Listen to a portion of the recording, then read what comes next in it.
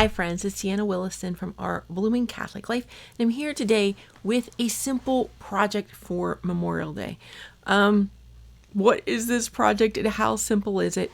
I want you to consider this is becoming a lap robe for one of our wounded soldiers, whether he was wounded in battle or afterwards. It's for our veterans.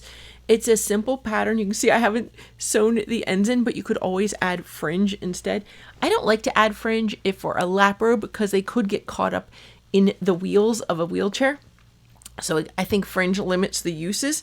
This is it sideways, so let me show you the beginning. Again, apologies, I haven't sewn in the ends. I'm not done yet. So I started out with a simple garter stitch. I cast on 75 stitches. This is your average name brand, generic, actually. This is generic store brand of yarn. Acrylic, 100% acrylic, so it's easy to wash in any kind of a nursing home setting.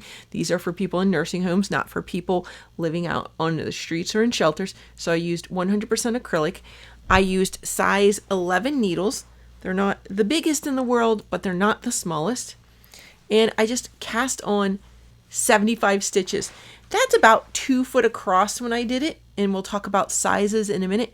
And then I knit for a number of rows. Just knit, knit, knit, knit, knit, next row, knit, knit, knit, knit, knit, for about like 8 rows. And then I have divided into 5. See, 75 is easily divisible by 5. So I want to make my life easy to do it by divisible by 5. And I continued the garter stitch for 5 stitches on the end. And then I alternated 5 knits, 5 purls, 5 knits, 5 purls, until I got the whole way to the other end. When I just did my 5 knits, no matter what's here, I'm doing 5 knits on the edge because I want that garter stitch edge. And so when I did about 8 rows of that, and when I switched over to the white, the next color, see where I have knits, I started a section of purls. So it almost gives it a basket weave kind of texture, or checkerboard squares.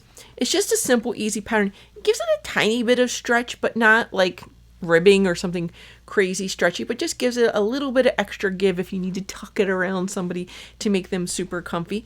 And you can see the beginning, I did basically 2 sections of red, and that was a just choice of mine. And then I did white, red, white, and then I did a double section of blue, and then again red, white, a double section of blue, because I wanted to use up an even number of yarn between the colors. And the other thought is normally the blue section of a flag, normally you have smaller stripes and then a bigger section of blue. So I thought that would be nice. This is about 24 by 40 right now. Of course, the sizes are going to vary depending on the size of your particular veteran and his particular needs, or her particular needs. I've seen them anywhere, the width anywhere from 24 to 36, and the length anywhere from 36 to 48. Generally, if it's wider, it's also longer, but that's not the guarantee. You can check your local hospice or VA hospital. They may have specific sizes that they want or recommendations. I thought this was a pretty nice size for a lap blanket. And it's really only using, seriously, I'm already at like 24 by 40 already. This is not a small blanket, and I have plenty of yarn left. So, plenty of yarn left. So I may actually be able to get 2 blankets out of this. I managed to use coupons and rewards, and so far this has only cost me $5. So very nice.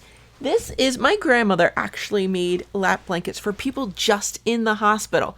Regular old hospital, not hospice, not VA. And my grandfather would donate them. This was done using a hairpin lace loom. This is actually a bigger size. So you can see how she did, and she always did fringe. Not sure why, but she always had fringe. But it was on the long ends, not on the sides. So that probably wouldn't get caught up as much. And it's a long strip piece of making it. Now this blanket is actually, she made this one in particular for me. My high school colors were orange and black, and I was in the drum line in the marching band. So this one's actually longer because it was for me to use in the stadiums. But I bet she made thousands of these. My cousins will all tell you she probably made thousands of lap robes for people. And if you were getting married or you were in a sport or something, you also got these special colored ones. I also have a blue and white one I probably got for my wedding as well. So that's it. It's a nice, short, easy thing. I'm probably going to put up a variety of patterns on here for it. It's simple. It's really, the only stitches you need to know are knit and purl. There's no yarn overs, no knit two togethers, nothing. And yet it's this really fancy looking pattern, right? I think it's super easy and lovely. Let's see if we can just knit a row or two together. Again, contact your local VA hospital, your AMVETS, your hospice. A lot of times they especially want red, white, and blue blankets for vets, even at the regular hospital or hospice. And it seems that they especially need them in the summer. I'm thinking people don't super like to work on blankets in the summer because they lay on your lap and you get hot. But if you can do it in piecework, my grandmother did it in piecework. She did each of these colors. Each of these colors here is a strip. And what she'd do is in the summer, she could make the strips. And then in the winter, she could put them all together. So she would time it that way. So you can see it's really just easy. Oh, you can't even see because of the angle. It's just knit 5 on the edge. And in this case, I'm going to purl 5 next. And then I'm going to knit 5 and purl 5 until I get the whole way across. And it's pretty easy to see when you've made a mistake. Now, sometimes you'd think the fringe would all be on the same edge of the blanket, and it's not. So I believe that sometimes I didn't have exactly 8 rows of any particular color. And you know what? That's okay. People aren't going to be that crazy picky about it and sit there and count them. And honestly, once I work the ends in, probably somebody's going to have to be really bored and sit there and count them. People aren't going to be that picky. Like I say, when you make baby blankets, I've never heard a baby actually complain about a little mistake they found in the blanket. So go ahead and give it a try. It's a nice, fun, easy summer project. I'm going to have to look at one of those. This is a particular skill, and it can be difficult to find the tools for it, not to do it necessarily, but to find the tools. There's not a lot of people around who do that kind of work anymore, but there are some crochet mile a minute and corner to corner patterns that are quick and easy and could be a perfect project to do for this. So I'm going to try and look up some patterns. If you've got some favorite free patterns, feel free to let me know. This was actually listed by a hospice, and they just had it in solid colors. They didn't have all the garter edging. They just worked, I think they worked like a 6x6 square or a 4x4 square, 4 knits and then 4 purls. But they didn't have the garter edging. Why did I like adding the garter edging? So this is completely a knit project. And a lot of times knit projects, if you don't have that garter edging, it starts to roll right up. If you have a sweater that rolls up or something, it really needed some kind of edging. That garter edging gives it a nice stiff, sturdy edge so that it will lay flat. That's pretty important. This, again, I cast on 75. I think the original pattern said anywhere from 57 to 60. And it said use 11s or 13s. So you could also use a 13. 13 would be more of a summer weight blanket. But again, it does depend on your gauge. Exactly. And what's a gauge? Whether you personally knit loosely or tightly. I'm probably somewhere in the middle. But yeah, I know my gauge isn't perfect. Sometimes if I follow a pattern for clothing, it doesn't work out exactly right, and I have to adjust on the fly. That's why I tend to stick to shawls and blankets. But I've made some sweaters over my time. And again, I stop and measure. I like the ones that tell you the measurements for the piece you're doing, and so that you can figure it out by measurement, not necessarily by number of stitches or number of rows. And so that's exactly what you can do with this. Say you're told that you need it 36 inches across. Well, cast on and guess. As you're casting on, measure it. And when you think you have it roughly there and it's in the multiple that you need, this one needs to be done in multiples of 5, right? When you think you have it the length that you need, measuring it, and you can even use a men's tape measure. It doesn't have to be men's tape measure. Sorry. This happens to be my husband's tape measure. It's green fluorescent because I borrow it a lot and it's easier for him to find when it's fluorescent. But I have my own of this, what would this be called? Like a retractable tape measure? I don't know. Normally I have cloth ones downstairs, but they're easier to lose. And this one should be in the table right next to the door. It shouldn't be out. Again, it's why it's fluorescent green, so that it's easy to find when I misplace it. Anyway, so cast on and see if it's right about where you need it, and then go ahead, and you probably want to knit about 5 rows, and then check that again. Be sure that it's where you want it to be, and then continue on. If it's too big or too short, you can take that time. Okay, so how many more do I think I need to add? You can figure out your gauge. You can literally measure it and divide that measurement by the number of stitches you have. And then you'll know how big each of your stitches are, and you can do all kinds of fun math if you like, but you can also just eyeball it. Say, I think another 5 would do. So rip it out, add 5 to your number, and try again. Or if you find out that you're 5 short, you can always add some other kind of border later, right? If it just needs to be wider, or you get it done and it turns out not to be as wide as you thought, you can just add a border on the sides. It's all good. Don't worry about that. And as far as it goes for length, again, they've probably given you a measurement, so that makes it a blanket easy peasy. Because these were done in strips, so they could measure each strip as they went along and just use as many as they needed for the width. Now, my grandmother had this formula down. She knew how many she needed of everything to make it exactly right.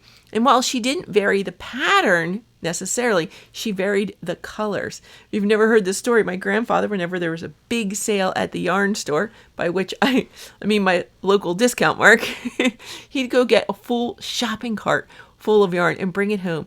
And then grandma would tell us kids how to sort the yarn in color piles, and each one would get put up in a bag, and then she'd know that those colors were going to go together.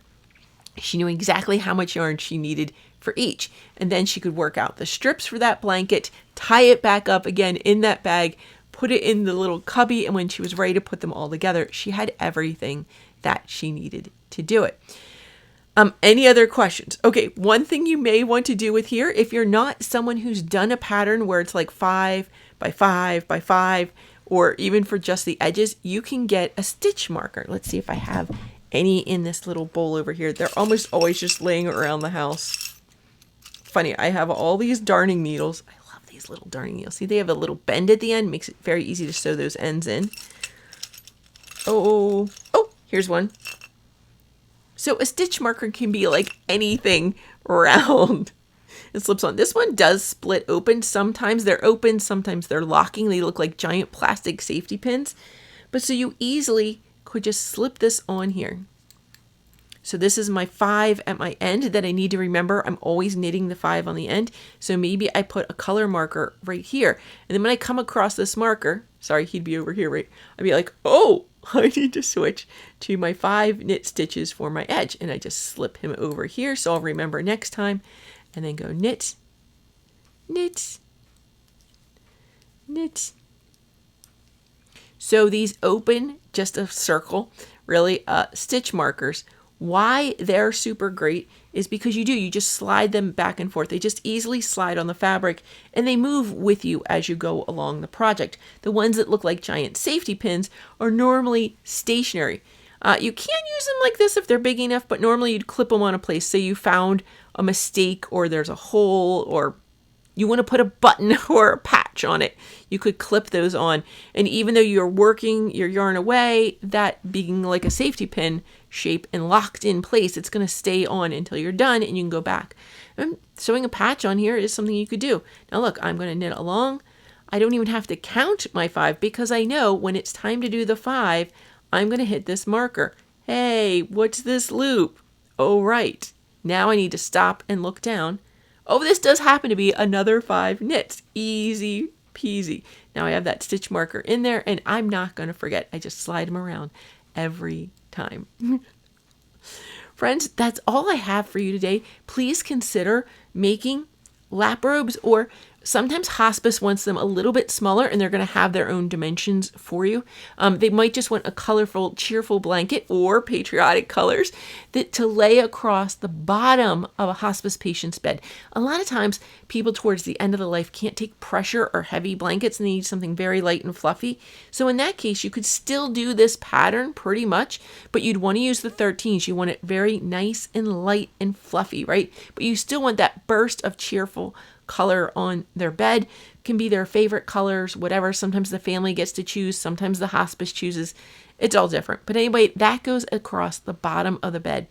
And then when someone comes in to sit with them and they're cold or they're prayerful and maybe they're a little sad and they need a hug, they can always pick that blanket up and wrap them around them. And usually they get to take them home when their loved one has passed. Somebody in the family takes that blanket from the bottom of the bed and takes it home as kind of a warm hug from that person, just a little bit of comfort, knowing that people loved and cared for their loved one at the end of their life. And that is why this is here in the middle of this playlist of praying for the dead.